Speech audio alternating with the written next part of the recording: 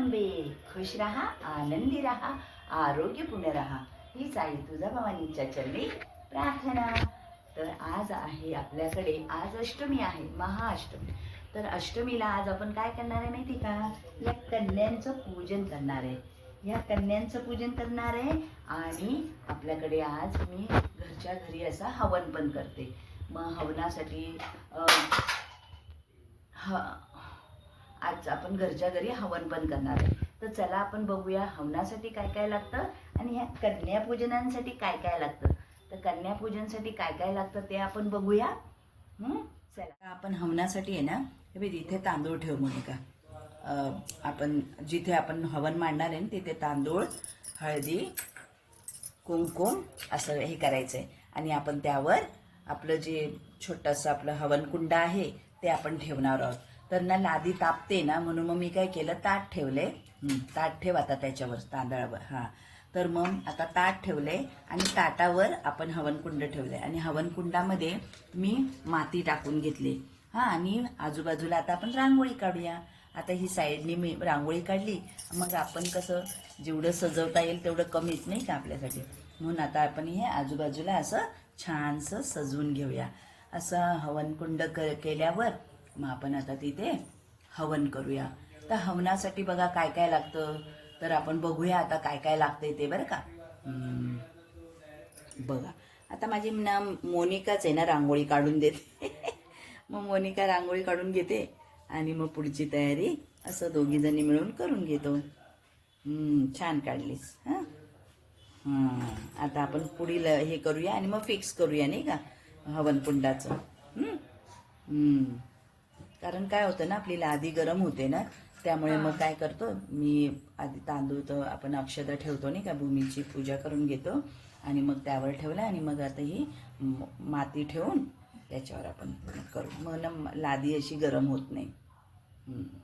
चला तर मग आपण पुढे काय काय घ्यायचं ते बघूया. बघा आता हे ना हवनाचं आपण सगळं साहित्य घेतलं बरं का.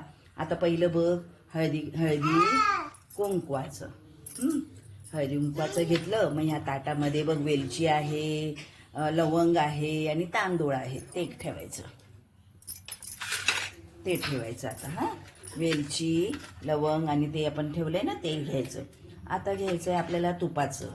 हां, पण तुपाचं आपल्याला तूप लागेल नाही का, मग तुपाचं घ्यायचं आहे. मग आपल्याला ना हे तीळ आहेत, आजचं हे आपलं तीळ आहे ना, ते तीळ घ्यायचे. मग ह्याच्यामध्ये गूळ घेतलाय आपण, गूळ. मग गूळ घेतला आपण. मग आता ही आपण आज प्रसाद बनवला आहे खिरीचा, तो खिरीचा प्रसाद घेतला आपण. आणि ही समिधा सगळी, हे सगळं त्यामध्ये समिधामध्ये सगळं पावडर असते ते आपण त्यामध्ये घेतो. आणि ह्या आहेत आपल्या आंब्याची लाकडं, उंबराची, आणि ह्या सगळ्या समिधा आहेत. आणि हे आहे गाईचं गौरी आहे. आणि मग ह्या सगळ्यांना उंबराची, आंब्याची, अशी सगळी 5 झाडांची आपली ही वाळलेल्या काठ्या म्हणतो आपण ना, त्याला समिधा म्हणतात.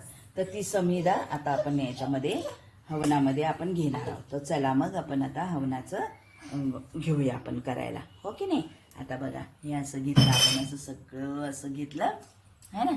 अजून आपल्याला नैवेद्य घ्यायचं आहे आणि आपण वस्त्र म्हणून आपल्याला वस्त्र पण हे करावं लागतं ना. तर आपण हे ना कापसाचं मी वस्त्र बनवलं, ते आपण कापसाचं वस्त्र आपण मग त्याचं हे करूया. कारण मोठ्या हवनामध्ये 9वारी साडीचं हवन होतं, तर आपण हे छोट्या प्रमाणात म्हणून मग आपण कापसाचं वस्त्र बनवलं, ते मी हवनामध्ये हे करणार आहे. आणि आपल्याला तांबूल पण लागेल बरं का गं, तांबूल. पप्पांना सांग ना एक तांबूल बनवायला. हळदी कुंकू वाहिलं आणि मग आता आपण त्याचं ओवाळून घेऊया. दीपम हळदी कुंकुम समर्पयामी, दीपम समर्पयामी, दीपधूप समर्पयामी. आता आपण आपला हवन आता छान असा हवन आपलं होईल आणि अग्निदेवता आता प्रकट होतील. ह्रीं क्लीं चमुण्डाय विच्चे, ओम ऐं ह्रीं क्लीं चमुण्डाय विच्चे स्वाहा, ओम ऐं ह्रीं क्लीं चमुण्डाय विच्चे स्वाहा, ओम ऐं ह्रीं क्लीं चमुण्डाय विच्चे स्वाहा, ओम ऐं ह्रीं क्लीं चमुण्डाय विच्चे स्वाहा ओम ऐं ह्रीं क्लीं चमुण्डाय विच्चे स्वाहा ओम ऐं ह्रीं क्लीं चमुण्डाय विच्चे स्वाहा. आता तू ओम ऐं ह्रीं क्लीं चमुण्डाय विच्चे स्वाहा ओम ऐं ह्रीं क्लीं चमुण्डाय विच्चे स्वाहा. आता आपण जे वस्त्र हे करणार आहे तर मोठ्या मोठ्या यज्ञामध्ये मोठ्या मोठ्या हवनांमध्ये आहे ना नऊवारी सुती साडी दिली जाते. तर आपण हे कापसाचं वस्त्र बनवलंय आणि कापसाचं वस्त्र करून आपण त्यामध्ये स्वाहा केले. आता आपण वेलची लवंग असंच आपण हवनामध्ये आपण स्वाहा करणार आहे. थोडेसे तांदूळ घे, वेलची घे आणि लवंग आणि त्याचं स्वाहा करायचं आहे. तो आपण नैवेद्य दाखवायचा आपण त्यांना. स्वाहा नैवेद्यम समर्पयामी. आता आपण नैवेद्य काय केला आहे, खीरचा नैवेद्य केलेला आहे. तो असा बाजूला असं थोडासा हे करायचा. नैवेद्यम समर्पयामी. आता बघा आपण काय केलं, याच्यामध्ये लवंग घेतली, लवंग घेतलं आणि वेलची घेतली आणि कापूर घेतोय. तर हवन करण्याच्या मागे हा पण एक उद्दिष्ट आहे की आपलं घर सगळं आहे ना सकारात्मक ऊर्जाने भरून जातं.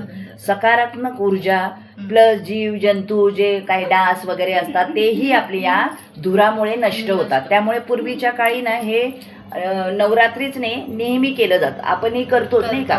आपण आधीमध्ये पौर्णिमेला वगैरे धूप असं हवन आपण करतोच.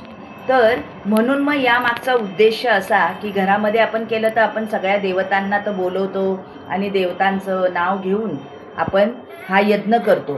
पण त्याबरोबर आपल्या घरामध्ये एक सकारात्मक ऊर्जा वाहत राहते. आपल्याकडे आई तर आलेलीच असते, आईचं आगमन झालेलंच असतं. त्याबरोबर हे असा यज्ञ बघून सर्व देवदेवता प्रसन्न होतात, आपल्याला भरभरून आशीर्वाद देतात आणि आपल्याला दुसरं हवंच काय असतं नाही का. तर आता आपण नैवेद्य समर्पण आम्ही केलेलं आहे, नैवेद्य अर्पण केलेलं आहे. आता आपण आईला तांबूल देऊ, कारण तांबूलाशिवाय मुख्य असं काहीच नाही. आईला जेव्हा आपण प्रसाद देतो त्या प्रसादानंतर जेव्हा आपण आईला तांबूल देतो ना तेव्हा आई खरी खुश होते. म्हणून आता आपण तांबूलाचा प्रसाद आईला देणार आहोत. अग्नीला आपण तांबूलाचा प्रसाद देणार आहोत. तांबूल समर्पयामी. बघा आता बघा पूर्ण आहुती झाली. जेव्हा पूर्ण आहुती कधी होते, जेव्हा आपलं तांबूल जातं तेव्हा, कारण आईला हे प्रिय आहे. जेवणानंतर आपण सगळेजणच नाही का, पूर्वी सगळेजण पान खायचे, आपण सोप खातो, तसंच हे आपण आहुती दिली म्हणजे पूर्ण आहुती होते. आता पुन्हा जरासं तूप आपण हे करायचं आहे आणि ही पूर्ण आहुती आपली पूर्ण झाली. आता आपण हे झाल्यानंतर होम हवन आपला झाल्यानंतर पुन्हा आपल्या देवदेवतांना आपण बोलावलंय ना, आमंत्रण दिलं, या आव्हान केलं की तुम्ही या हवनाला या आणि आम्हाला आशीर्वाद द्या. तर गणपती बाप्पा आपल्या सर्व देवी देवता सगळ्याजणी सगळेजण जेव्हा इथे आलेले आहेत आपल्याला आशीर्वाद देत आहे अशी आपण कल्पना करूया. आणि खरोखर आपल्याला खरंच आशीर्वाद दिलाय देवदेवतांनी. आता आपण काय करूया की त्यांना आम्हाला आशीर्वाद देऊन तुम्ही स्वग्रही जा आणि आम्ही जेव्हा तुम्हाला बोलवू तेव्हा तुम्ही परत नक्की या आणि आम्हाला भरभरून आशीर्वाद देऊन आपल्या स्वग्रही परत जा. धन्यवाद देवी देवतांनो असं आपल्याला म्हणायचं आहे नाही का. तर आता आपण आरती करायला घेऊया है ना. आणि आपण हवनाला आता अग्निदेवतांना सांगितलंय की अग्निदेवता तुम्ही आम्हावर प्रसन्न झाला, देवदेवतांना तुम्ही सगळ्यांना आमंत्रण देऊन इथे बोलवलेलं आहे, तर तुमचे धन्यवाद आणि आम्हाला खूप सारे आशीर्वाद देऊन तुम्ही आपल्या स्वग्रही जा. पुन्हा आम्ही बोलवल्या मात्र परत या बरं का. जय अंबे.